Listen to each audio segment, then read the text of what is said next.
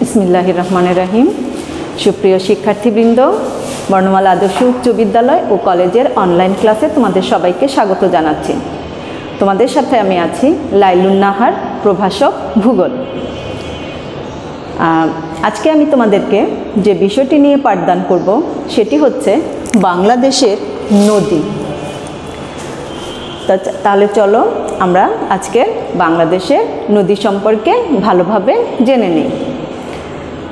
বাংলাদেশের নদী সম্পর্কে যদি তোমরা খুব ভালোভাবে জানতে চাও তাহলে অবশ্যই তোমরা যে কয়টা নদীর নাম প্রথমেই বলবে সেগুলো হচ্ছে পদ্মা, মেঘনা, যমুনা, ব্রহ্মপুত্র, কর্ণফুলী, সাঙ্গু, মাতামুহুরী ইত্যাদি।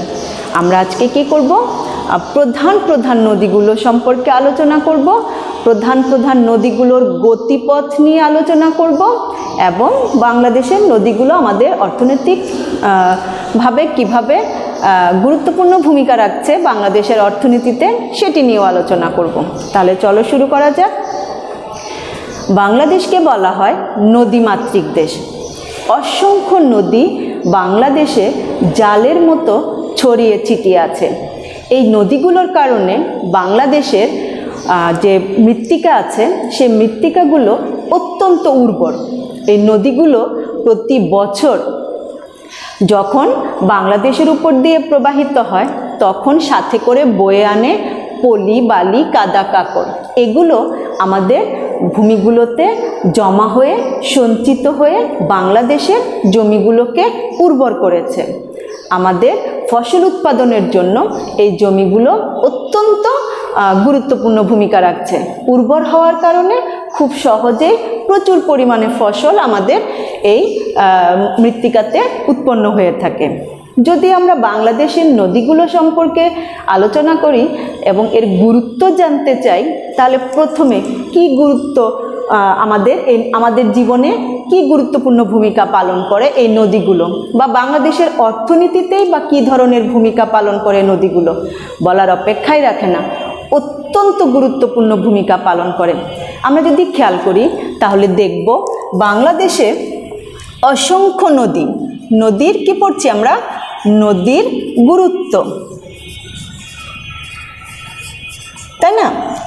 প্রথমেই যদি দেখি নদীগুলোতে, বাংলাদেশের নদীগুলোতে প্রচুর পরিমাণে মাছ পাওয়া যায়। এই মাছগুলো জেলেরা ধরে এবং এটাই তাদের কর্মসংস্থান। জেলেরা বাংলাদেশের নদীগুলো থেকে প্রচুর পরিমাণ মাছ সংগ্রহ করে, সেগুলো বাজারে বিক্রি করে এবং নিজেদের জীবিকা নির্বাহ করে। তার মানে নদীগুলো কি করছে? আমাদের কর্মসংস্থান সৃষ্টি করছে, তাই না? কর্মসংস্থানের একটি উৎস। আমাদের যে প্রোটিনের চাহিদা, এই প্রোটিনের চাহিদার বেশিরভাগটাই কিন্তু আসে এই নদী থেকে সংগ্রহ করা মাছ থেকে, তাই না? তাহলে এটা আমাদের জন্য অত্যন্ত গুরুত্বপূর্ণ একটি বিষয়। 2 নম্বর হচ্ছে নদীপথে। বাংলাদেশের নদীপথে এক স্থান থেকে অন্য স্থানে যাতায়াত করা হয় অত্যন্ত সুলভে। সুলভ একটি যাতায়াত ব্যবস্থা হচ্ছে বাংলাদেশের নদীপথ। যে কোনো অঞ্চলের সাথে, পাহাড়ি এলাকা ছাড়া বাংলাদেশের যে কোনো অঞ্চলের সাথে নদীপথে খুব সহজেই যোগাযোগ করা যায়, যাতায়াত করা যায়। কারণ বাংলাদেশে অনেকগুলো নদী আছে, প্রায় প্রতিটি জেলাতেই নদী রয়েছে। ফলে প্রত্যন্ত অঞ্চলেও নদীপথে কি করা যাচ্ছে? যাতায়াত করা যাচ্ছে এবং সেটা অত্যন্ত সস্তায়, সুলভে, তাই না? আচ্ছা, তাছাড়া এই নদীপথে আমাদের অনেকটাই ব্যবসা বাণিজ্য সংগঠিত হয়। বিভিন্ন শহর থেকে শিল্পপণ্য গ্রামে যাচ্ছে, গ্রাম থেকে কৃষিপণ্য শহরে আসছে। এভাবে বিভিন্নভাবে যে ব্যবসা বাণিজ্যগুলো হচ্ছে সে ব্যবসা বাণিজ্যের ক্ষেত্রেও নদীগুলো গুরুত্বপূর্ণ ভূমিকা পালন করছে।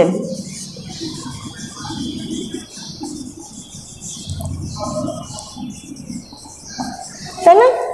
তারপরে হচ্ছে বাংলাদেশের কৃষিতে নদীগুলো কিন্তু গুরুত্বপূর্ণ ভূমিকা পালন করে।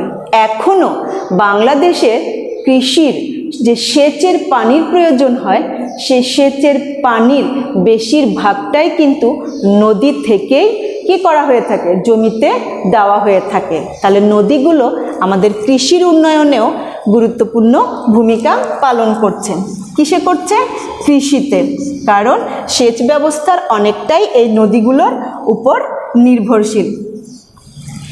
তারপরে হচ্ছে নদীতে বাঁধ দিয়ে বিদ্যুৎ উৎপাদন করা হচ্ছে। তোমরা সবাই জানো কর্ণফুলী নদীতে বাঁধ দিয়ে কি করা হচ্ছে, বিদ্যুৎ উৎপাদন করা হচ্ছে, আমাদের অভ্যন্তরীণ বিদ্যুতের চাহিদা পূরণ করছে, তাই না?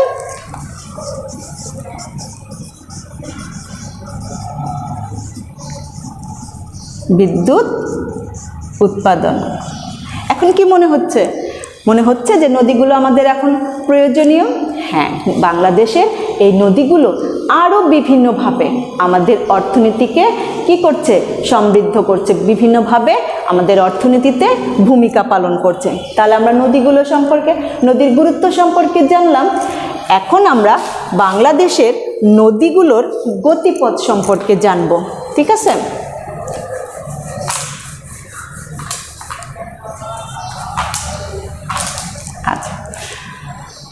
বাংলাদেশের প্রধান প্রধান নদীগুলোর গতিপথই আমরা জানব, যেমন পদ্মা, ব্রহ্মপুত্র, যমুনা, তারপরে হচ্ছে মেঘনা, এই যে নদীগুলো আছে, কর্ণফুলী, এই নদীগুলোর গতিপথ সম্পর্কে আমরা জানব। কারণ অনেক সময় চিত্র দিয়ে নদীগুলোর গতিপথ পরীক্ষায় বর্ণনা করতে পরীক্ষায় আসে, আবার অনেক সময় সৃজনশীলের প্রশ্ন হিসেবেও চলে আসে। তাহলে চলো আমরা বাংলাদেশের নদীগুলো সম্পর্কে বিস্তারিতভাবে জেনে নিই। প্রথমেই আমরা জানব পদ্মা সম্পর্কে। পদ্মা বাংলাদেশের একটি অন্যতম প্রধান নদী। এটি হিমালয়ের গঙ্গোত্রী হিমবাহে উৎপত্তি লাভ করেছে। আমরা একটু পদ্মা নদী সম্পর্কে যদি জানি, নদীটার নাম কি? পদ্মা, তাই না? পদ্মা নদী কোথায় উৎপত্তি লাভ করেছে? হিমালয়ের কোথায়? হিমালয়ের গঙ্গোত্রী হিমবাহে, ঠিক আছে? হিমালয়ের গঙ্গোত্রী হিমবাহে উৎপত্তি লাভ করে বিভিন্ন পার্বত্য এলাকা দিয়ে প্রবাহিত হয়ে এসে ভারতের হরিদ্বারের কাছে এসে এটা সমভূমিতে পতিত হয়েছে। কোথায় এসে পতিত হয়েছে? ভারতের হরিদ্বারের কাছে এসে সমভূমিতে পতিত হয়েছে এবং নাম ধারণ করেছে কি? পদ্মা। কোন নাম ধারণ করেছে? পদ্মা। কোথায় উৎপত্তি লাভ করেছে? হিমালয়ের গঙ্গোত্রী হিমবাহে। হিমালয়ের গঙ্গোত্রী হিমবাহে পদ্মা নদী উৎপত্তি লাভ করেছে এবং পার্বত্য অঞ্চল হতে বিভিন্নভাবে প্রবাহিত হয়ে এসে কোথায়? ভারতের হরিদ্বারে এসে সমভূমিতে পড়েছে এবং যখন এটা সমভূমিতে পড়েছে তখনই এর নাম হয়েছে গঙ্গা। এই গঙ্গা নদী ভারতের উত্তরপ্রদেশ এবং বিহার রাজ্যের মধ্য দিয়ে প্রবাহিত হয়ে পশ্চিমবঙ্গের মুর্শিদাবাদ জেলায় এসে কোথায় এসেছে? ভারতের উত্তরপ্রদেশ দিয়ে প্রবাহিত হয়েছে, তারপরে বিহার রাজ্যের মধ্য দিয়ে প্রবাহিত হয়েছে, তারপরে প্রবাহিত হয়েছে কোথায়? পশ্চিমবঙ্গে। পশ্চিমবঙ্গের মধ্য এসে যখন প্রবাহিত হয়ে পশ্চিমবঙ্গের যখন মুর্শিদাবাদ জেলা এসেছে, তখন এই গঙ্গা নদীটি দুটি শাখায় বিভক্ত হয়েছে। একটি শাখা ভাগীরথী বা হুগলি নদী, নাম কি আসছে? দুটা শাখায় বিভক্ত হয়েছে, কিন্তু একটা হয়েছে কি? একটা হয়েছে ভাগীরথী, এটা হয়েছে ভাগীরথী নদী, ভাগীরথী নদী। আর অপর শাখাটি, মূল যে শাখাটি, সেটি গঙ্গা নামেই, গঙ্গা নাম ধারণ করে বাংলাদেশে প্রবেশ করেছে।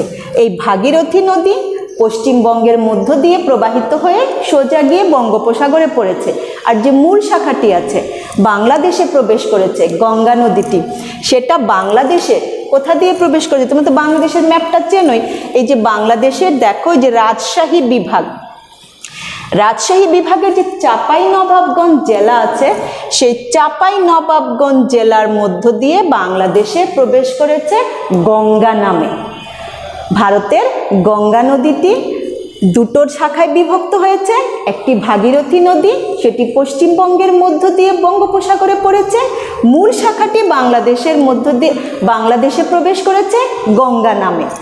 কিছু দূর প্রবাহিত হওয়ার পরেই গঙ্গা বাংলাদেশে ঢুকে চাঁপাইনবাবগঞ্জ দিয়ে ঢুকেছে। তোমাদের মনে আছে তো কোথা দিয়ে প্রবেশ করেছে?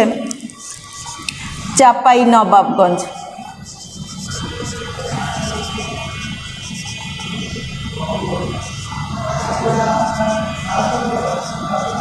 ঠিক আছে, বাংলাদেশে ঢুকেছে চাঁপাইনবাবগঞ্জ, রাজশাহী বিভাগের চাঁপাইনবাবগঞ্জ জেলার মধ্য দিয়ে প্রবেশ করেছে, গঙ্গা নামেই প্রবেশ করেছে। কিছু দূর প্রবাহিত হওয়ার পরে এটি কি হয়েছে? পদ্মা নাম ধারণ করেছে। এটা কি হয়েছে? কিছু দূর যখন প্রবাহিত হয়েছে পদ্মা নাম ধারণ করেছে, এবং পদ্মা নাম ধারণ করে কোন দিকে প্রবাহিত হয়েছে? দক্ষিণ পূর্ব দিকে। এটা তো দক্ষিণ দিক আর এটা হচ্ছে পূর্ব দিক, তাহলে দক্ষিণ পূর্ব দিকে প্রবাহিত হয়েছে। দক্ষিণ পূর্ব দিকে পদ্মা নাম ধরে প্রবাহিত হয়েছে। রাজবাড়ী জেলার গোয়ালন্দের নিকটে এসে, এই যে গোয়ালন্দ আর এই যে রাজবাড়ী, এই যে গোয়ালন্দের নিকটে এসে এটি যমুনার সাথে মিলিত হয়েছে। এটি হচ্ছে যমুনা নদী, আমরা একটু পরেই আসছি। এই যে যমুনা নদী সাথে মিলিত হয়েছে। কোথায় এসে মিলিত হয়েছে? রাজবাড়ী জেলার গোয়ালন্দের নিকট। এই তথ্যটাও আমরা একটু লিখি।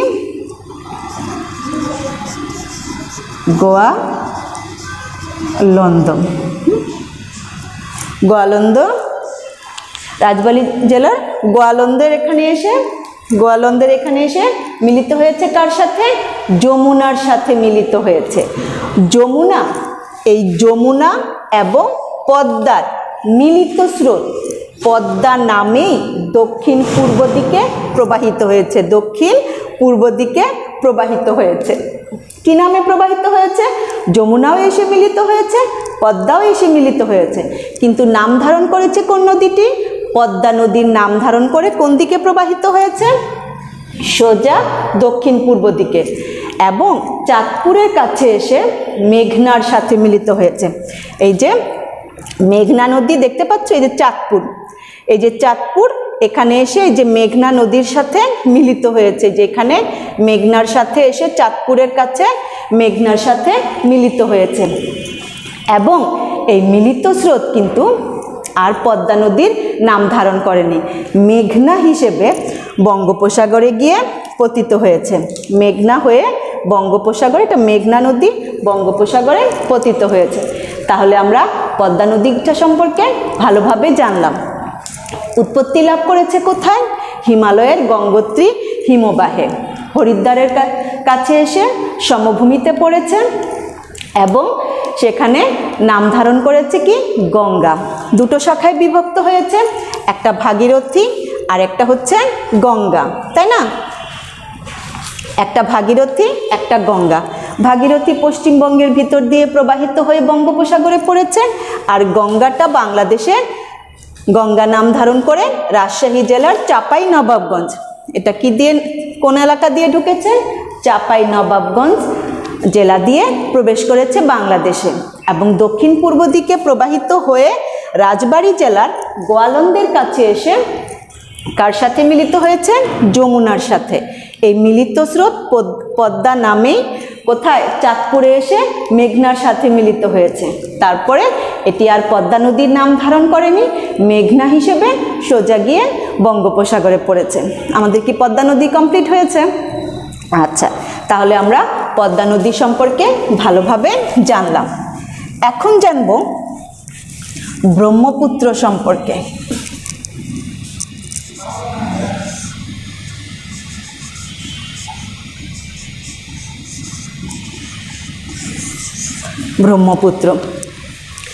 ব্রহ্মপুত্র নদীটি তিব্বতের মানস সরোবরে উৎপত্তি লাভ করেছে। কোথায় উৎপত্তি লাভ করেছে?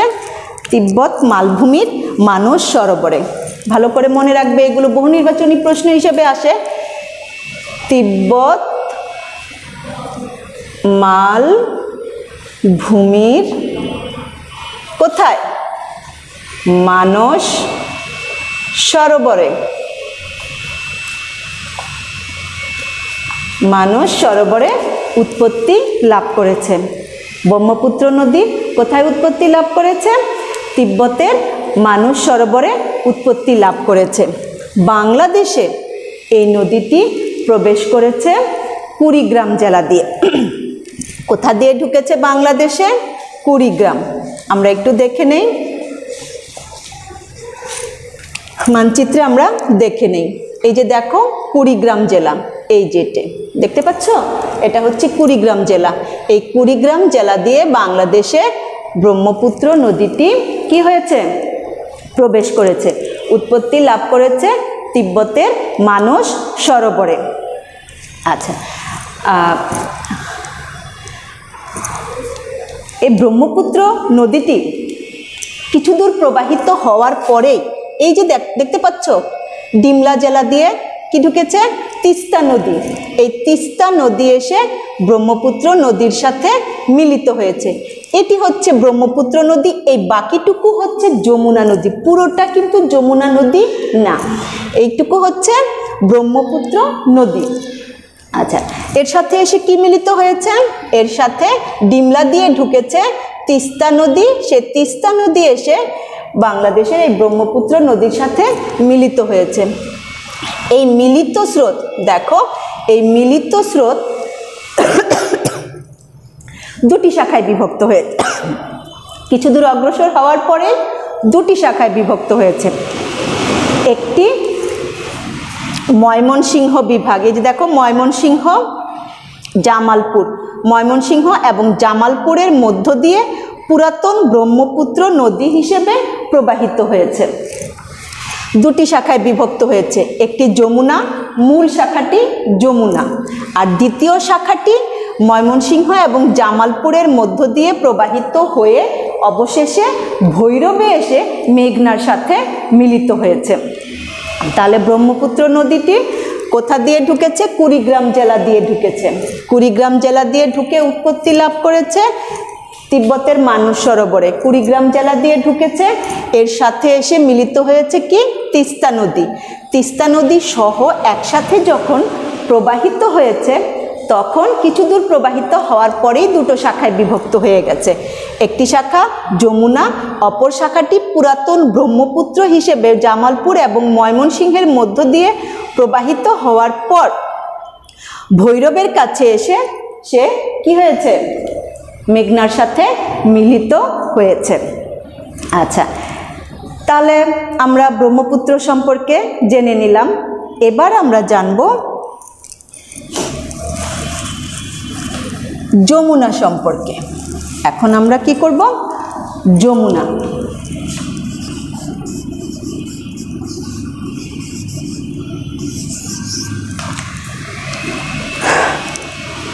ব্রহ্মপুত্রের একটি মূল শাখাটি হচ্ছে যমুনা নদী, তাই না? ব্রহ্মপুত্রের মূল শাখাটি হচ্ছে যমুনা নদী। এই যমুনা নদীটি আসলে একসময় জেনাই নদী হিসেবে ছিল এবং তখন এটা এত বেশি খরচ এত বড় নদী ছিল না। জেনাই নদী ছিল। 1787 সালে ভূমিকম্পের ফলে এই নদীতে একটি বন্যা হয়েছিল, প্রবল বন্যা। এই বন্যার ফলে এই যমুনা নদীটির কি হয়েছে? উৎপত্তি হয়েছে, জেনাই নদী। আমরা ঠিক আছে, এটি কি ব্রহ্মপুত্রের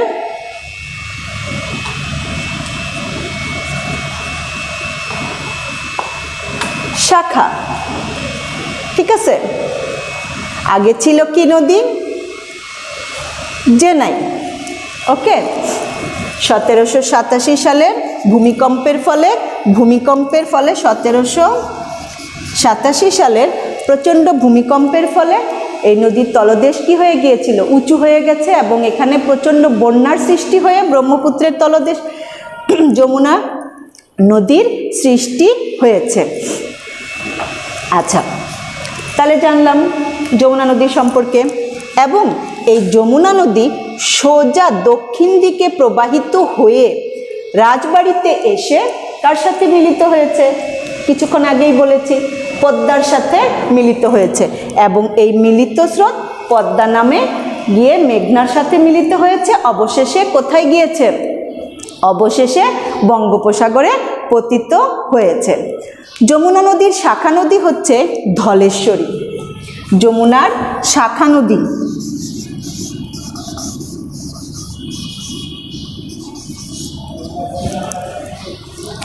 ধলেশ্বরী হচ্ছে যমুনার শাখা নদী। আর ধরলা, তিস্তা, করতোয়া এটি হচ্ছে যমুনার উপনদী।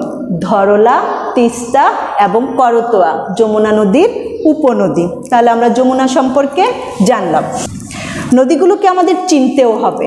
পদ্মা নদী, যমুনা নদী, ব্রহ্মপুত্র, পুরাতন ব্রহ্মপুত্র, তিস্তা, এভাবে বাংলাদেশের ম্যাপে নদীগুলো সম্পর্কে আমাদের ভালোভাবে ধারণাও থাকতে হবে। এখন আমরা জানব মেঘনা নদী সম্পর্কে। মেঘনা আসামের বরাক নদী। আসামে এই নদীটির নাম হচ্ছে, মেঘনা নদীর নাম হচ্ছে বরাক নদী। এই বরাক নদী কি হয়েছে? নাগা মণিপুর পাহাড়ে উৎপত্তি লাভ করেছে। উৎপত্তি কোথায় হয়েছে? নাগা মণিপুর পাহাড়ে।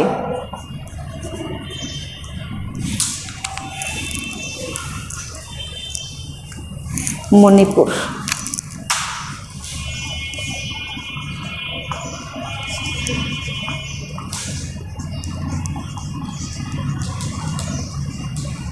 নাগা মণিপুর পাহাড়ে উৎপত্তি লাভ করেছে। ভারতের আসামে এই নদীর নাম কি? বরাক নদী। কি নদী? বরাক। ওকে। আর উৎপত্তি লাভ করেছে কোথায়? নাগা মণিপুর পাহাড়ে উৎপত্তি লাভ করেছে। বাংলাদেশে কোথা দিয়ে প্রবেশ করেছে? বাংলাদেশের সিলেট দিয়ে প্রবেশ করেছে। কোথায়? সিলেট দিয়ে। আমরা একটু দেখে নেই। এই যে হচ্ছে বাংলাদেশের সিলেট বিভাগ। দুটো শাখায় বিভক্ত হয়ে বাংলাদেশে প্রবেশ করেছে। একটি হচ্ছে সুরমা, একটি হচ্ছে কুশিয়ারা। দুটো শাখায় এই বরাক নদী যখন বাংলাদেশে প্রবেশ করেছে, দুটো শাখায় বিভক্ত হয়ে প্রবেশ করেছে। কোথা দিয়ে? সিলেট জেলা দিয়ে। একটা হচ্ছে সুরমা আর একটি হচ্ছে কুশিয়ারা। এই দুটো শাখায় বিভক্ত হয়ে বাংলাদেশে প্রবেশ করেছে এই মেঘনা নদী। তখন তো মেঘনা ছিল না, প্রথমে ছিল সুরমা আর কুশিয়ারা। এই দুটো নদী প্রবাহিত হয়ে সুনামগঞ্জের কাছে এসে একসাথে মিলিত হয়েছে। একসাথে মিলিত হয়ে যখন প্রবাহিত হয়েছে, এই প্রবাহিত হয়েছে কিন্তু মেঘনা নদী নামে না। কোন নদী নামে প্রবাহিত হয়েছে? এটার নাম হচ্ছে কালনী। কি নামে প্রবাহিত হয়েছে? কালনী নদী নামে। সুরমা এবং কুশিয়ারা ছিল, একটু খেয়াল করো, দুটো নদী হিসেবে বাংলাদেশে প্রবেশ করেছে। এক হচ্ছে সুরমা আর দ্বিতীয় হচ্ছে কুশিয়ারা। ঢুকেছে সিলেট জেলা দিয়ে, কিন্তু দুই দিক থেকে দুইটা প্রবেশ করেছে। এবং দুটো যখন কোথায় গিয়ে একসাথে মিলিত হয়েছে? সুনামগঞ্জে এসে একসাথে মিলিত হয়েছে। এবং এই দুটো স্রোতের মিলিত ধারা কালনী নাম ধারণ করে বাংলাদেশের দক্ষিণ দিকে প্রবাহিত হয়েছে। এবং আজমিরিগঞ্জে এসে, এবং এই যে আজমিরিগঞ্জ, এখানে দেখো আজমিরিগঞ্জের কাছে এসে মেঘনা নাম ধারণ করেছে। এবং এই মেঘনা নদীটি সোজা দক্ষিণ দিকে প্রবাহিত হয়ে যখন ভৈরবের কাছে এসেছে, তখন পুরাতন ব্রহ্মপুত্র, আমি আগেই বলেছি, তোমাদের নিশ্চয়ই মনে আছে, এই যে পুরাতন ব্রহ্মপুত্র, এই দেখতে পাচ্ছ, এই যে ভৈরব, ব্রহ্মপুত্র এসেছে, পুরাতন ব্রহ্মপুত্র, এদিক থেকে মেঘনা নদীও এসেছে। এই দুটো নদী একসাথে মিলিত হয়ে মেঘনা নাম ধারণ করে সোজা দক্ষিণ দিকে চাঁদপুরের কাছে এসেছে। এই যে হচ্ছে আমাদের চাঁদপুর, এখানে এসে সোজা মেঘনা নদী চাঁদপুরের কাছে এসে পদ্মার সাথে মিলিত হয়েছে। পদ্মা এবং মেঘনার মিলিত স্রোত মেঘনাই নাম ধারণ করেছে। এখানে পদ্মা এসেছে, এখানে মেঘনা এসেছে, এটি মেঘনা নদী। মেঘনা নদী চাঁদপুরের পাশ দিয়ে লক্ষ্মীপুর, ভোলা এইসবের এইসব জেলার মাঝখান দিয়ে প্রবাহিত হয়ে সোজা কোথায় এসেছে? ব্রহ্মপুত্রের কাছে এসে মিলিত হয়েছে। বঙ্গোপসাগরের কাছে এসে বঙ্গোপসাগরে এসে মিলিত হয়েছে। মেঘনা নদীটি ভোলা, তারপর হচ্ছে লক্ষ্মীপুর, এর মাঝখান দিয়ে প্রবাহিত হয়ে সোজা কোথায় এসে মিলিত হয়েছে? বঙ্গোপসাগরের সাথে মিলিত হয়েছে। এগুলো হচ্ছে বাংলাদেশের প্রধান নদীগুলো। তাহলে মেঘনা নদীর বাউলাই, তিতাস, গোমতী। বাউলাই, আমি একটু লিখি, বাউলাই, তিতাস,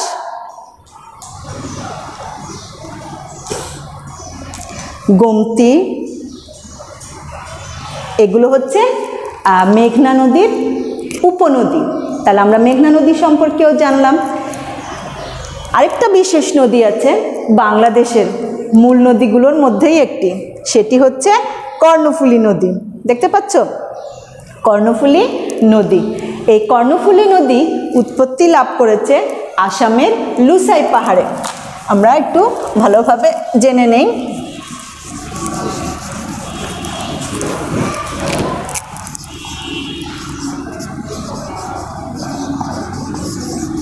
কর্ণফুলী কোথায় উৎপত্তি লাভ করেছে? আসামের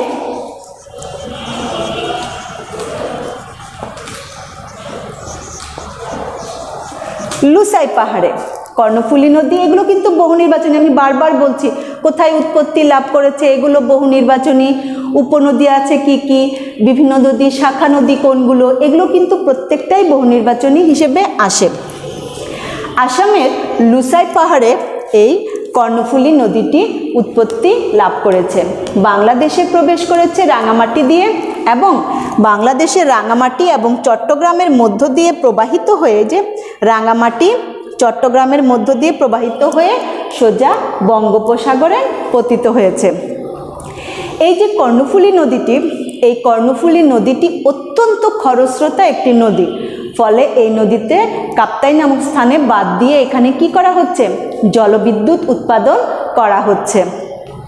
তাহলে এই যে আমরা নদীগুলো পড়লাম, এই নদীগুলো কোথায় আর কোথায় আছে আমি কিন্তু হাত দিয়ে বারবার দেখিয়েছি। দেখো, এটি হচ্ছে ব্রহ্মপুত্র নদী, এসে দুটো শাখায় বিভক্ত হয়েছে। এটি পুরাতন ব্রহ্মপুত্র নদী, ভৈরব পর্যন্ত পুরাতন ব্রহ্মপুত্র। এই যেটা হচ্ছে ভৈরব, এইটুকু পুরাতন ব্রহ্মপুত্র। এটা হচ্ছে যমুনা নদী। এই যে চিহ্ন দিয়ে দেখায় দিবে, গতিপথ বর্ণনা করতে বলবে, গুরুত্ব লিখতে বলবে, তাহলে নদীগুলো আমাদেরকে কি করতে হবে? জানতে হবে। এটি হচ্ছে পদ্মা নদী, দেখতেই পাচ্ছ। এটি হচ্ছে মেঘনা নদী, এটা হচ্ছে কর্ণফুলী নদী। এরকম অসংখ্য নদী আমাদের দেশে জালের মতো ছড়িয়ে ছিটিয়ে আছে, যা আমাদের অর্থনীতিকে সমৃদ্ধ করেছে। তাহলে শিক্ষার্থী বন্ধুরা, আজকে এ পর্যন্তই। ভালো থেকো, সুস্থ থেকো, বাসায় থেকো। ধন্যবাদ সবাইকে।